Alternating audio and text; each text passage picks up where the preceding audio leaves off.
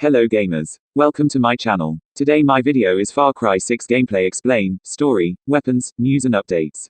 So don't have to wait, let's start. Subscribe my channel and click the bell icon. Far Cry 6, everything we know about Ubisoft's next open-world first-person shooter game. Far Cry 6 leaves behind the Montana of Far Cry 5 and New Dawn, and heads for a Caribbean vacation in the fictional country of Yara, where things are, unsurprisingly, a bit chaotic. Ubisoft's next shooter is set amidst the revolution trying to oust a brutal dictator from power. Here's what we know about Far Cry 6 so far, including what's new for the shooter series and its potential ties to Far Cry 3.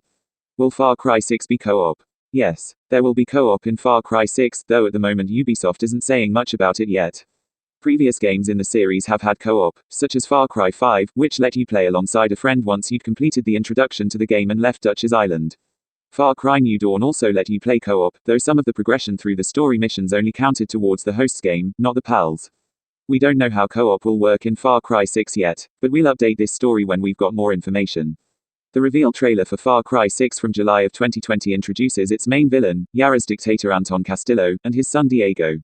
Anton is intent on suppressing a guerrilla revolution by any means necessary, with Diego following in his footsteps. In the reveal trailer, Anton passes down one of those sinister lessons, telling Diego that he will need to keep a tight hold on the people of Yara with the helpful visual learning aid of a live grenade. Definitely not the lesson that your average 13-year-old is learning from their father. Ubisoft also released a Far Cry 6 title sequence trailer that lets on what some of Yara's history might be, potentially wealth gained through plants grown for pharmaceuticals. The Far Cry 6 gameplay trailer shows some interesting new features. Finally, a bit of gameplay. We can see our hero, Danny, a Yara native, sparking the revolution against Castillo. And while the trailer shows off what looks like a mostly familiar Far Cry experience, there are some new features that look interesting. For instance, you'll be able to holster your gun, which will allow you to blend in with the local population. As long as you're not in a restricted area, enemy soldiers won't automatically aggro when they see you, provided your weapon is holstered. This will let you explore the world without having to always hide from, or engage with, enemy troops. That's a big change from a series where enemies try to kill you the second they see you. You can also ride horses, which were weirdly absent in Far Cry 5, especially considering it took place in Montana. And instead of standard quest markers on your map, some missions will give you a photo on your in-game phone to help you track down your mission location. It's a bit like the treasure hunts you see in games like Red Dead Redemption 2, just trying to pin down a location based on an image, and could make the world more interesting to explore. We run down these changes and a few other new features that look interesting in our Far Cry 6 preview here. Far Cry 6's setting is the tropical nation Yara. Ubisoft says that it believes a lot of fans were ready to return to a tropical setting, which is part of what influenced Yara. Ubisoft say that the nation's living postcard aesthetic and vintage cars were inspired by Cuba. Esperanza is its capital city, the first main urban environment in a Far Cry game, which Ubisoft says will play a bit differently from past games. It almost sounds a bit Assassin's Creed. The verticality is a complete game changer, says narrative director Naveed Kaveri in an interview. Being able to run across rooftops, use back alleys, fight against some of the toughest opponents in the game in this setting, I think is really unique and fresh. You'll play as a revolutionary named Danny Rojas. Ubisoft say that you'll be able to choose to play Far Cry 6 as a man or woman. Depending on your choice, Danny will be voiced by either Sean Ray or Nissa Gundas. We knew that if we're going to tell the revolution story, if we're going to tell a story about someone in a guerrilla movement, you need to have that personal connection with them, says Kaveri.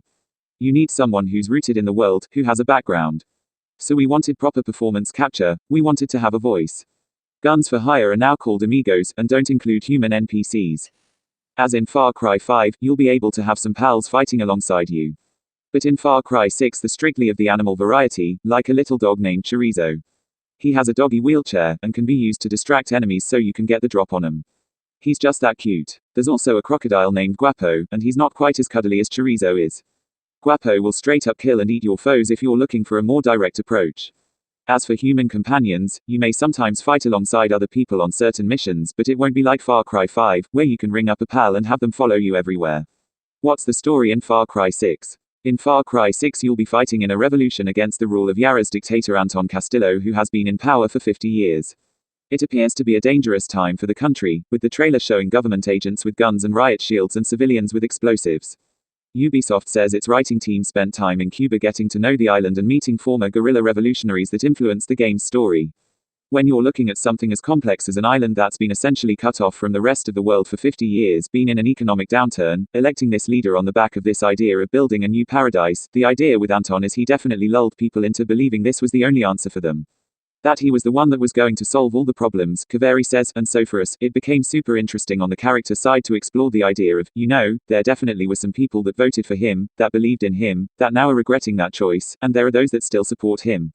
The intersection of those demographics and worldviews and opinions is something that plays out in the story as well.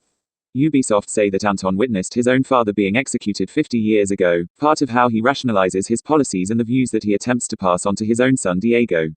He believes that not only do the Castillos deserve to be in power, but they're the only ones that are going to be able to see Yara through to becoming a paradise once again. Ubisoft haven't said yet how Danny becomes involved with the two Castillos just yet, but Kaveri tells Game Informer that triangle of characters between Anton, Diego, and Danny is absolutely crucial. Is Diego actually young Vas Montenegro?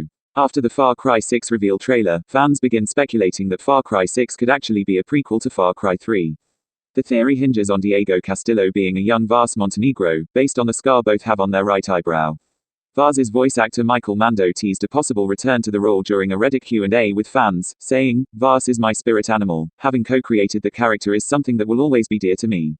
I still get recognized as Vas, and I still feel the outpouring of love for that character, makes me very happy.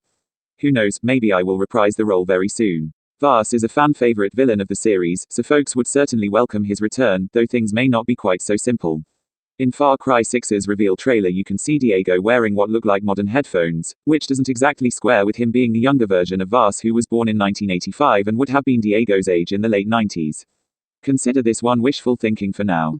What is Far Cry 6's release date? Far Cry 6's release date is October 7, 2021 for PC, Stadia, the PS4 and PS5, and Xbox One and Xbox Series 10.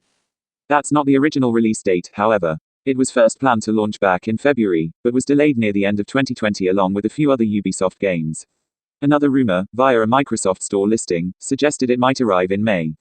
But in a gameplay reveal trailer, Ubisoft finally announced the October release date. Okay gamers, that's it. I will come with another video, subscribe my channel. What your ideas, write down below in comment box, let me know, and thanks for watching my videos.